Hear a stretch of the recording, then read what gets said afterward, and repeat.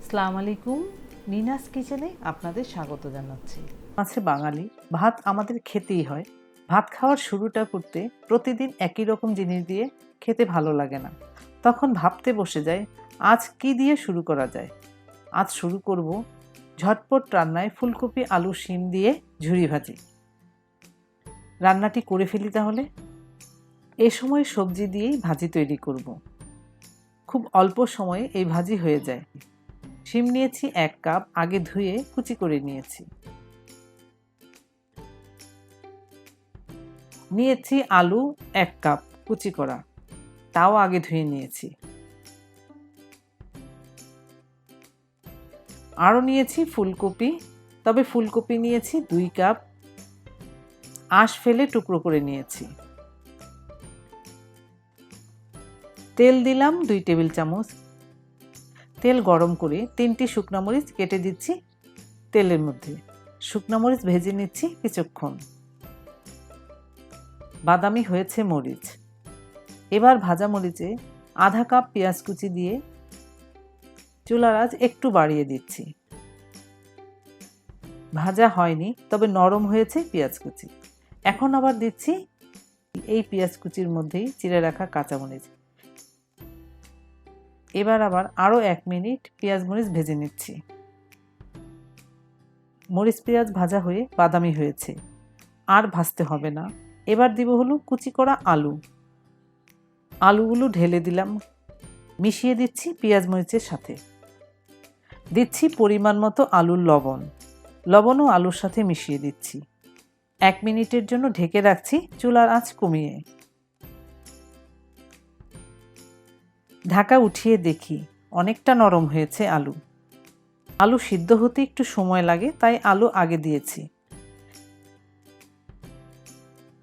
দিচ্ছি শিম, ঢেলে দিলাম। শিমেও লবণ দিলাম, মিশিয়ে দিচ্ছি ভালো করে। 1 মিনিট এভাবে নেড়েচেড়ে ভালো করে মিশিয়ে নিচ্ছি। আমার চ্যানেল সাবস্ক্রাইব করেছেন কি? প্লিজ, না করলে করে ফেলুন, আমার পরবর্তী ভিডিওগুলো পেয়ে যাবেন। এবার আবার ঢেলে দিচ্ছি ফুলকপির টুকরোগুলো। একটু মিশিয়ে এতেও লবণ দিচ্ছি পরিমাণ মতো। আপনারা যদি চান তাহলে একবারই লবণ দিতে পারেন। চুলার আঁচ আরেকটু বাড়িয়ে দিয়েছি। সব কিছু একসাথে মিশাচ্ছি ভালো করে। ভালোভাবে মিশিয়েও গিয়েছে। আবারও ঢেকে দিচ্ছি, তবে এই কাঁচামরিচগুলো দিয়ে। এই কাঁচামরিচগুলো মুখ চিরে দিয়েছি, তাতে ঝাল হবে না, সুন্দর ঘ্রাণ হবে। এবার চুলার আঁচ খুব বাড়াবো না বা কমাবো না, মাঝামাঝি করে রাখছি। 2 মিনিট পর ঢাকা উঠিয়ে দেখে নিচ্ছি। আরেকটু নেড়ে আবারও ঢেকে দিব কিছুক্ষণের জন্য। খেয়াল রাখতে হবে ভাজি যেন লাল হয়ে না যায়। এখন চুলার আঁচ একটু কমিয়ে রেখেছি।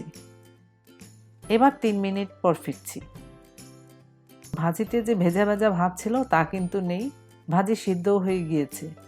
এখন আঁচ কমিয়ে দিচ্ছি। শেষে আবার আরেকটি জিনিস দেওয়া বাকি আছে, ধনিয়া পাতা। আমি দিচ্ছি আধা কাপ ধনিয়া পাতা কুচি, ভাজিতে ছড়িয়ে দিচ্ছি।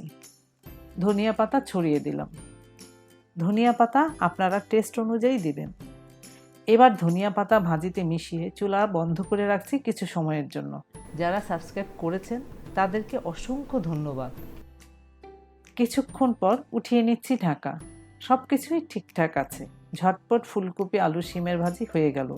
এই সময়ে এই ভাজি করে খেয়ে দেখুন, খুব ভালো লাগবে। গরম ভাতে ঝটপট ফুলকপি আলু শিমের ঝুরি ভাজি খেতে তো এমনিতেই ভালো লাগবে, আরও ভালো লাগবে যদি সাথে একটু আচার নেওয়া যায়।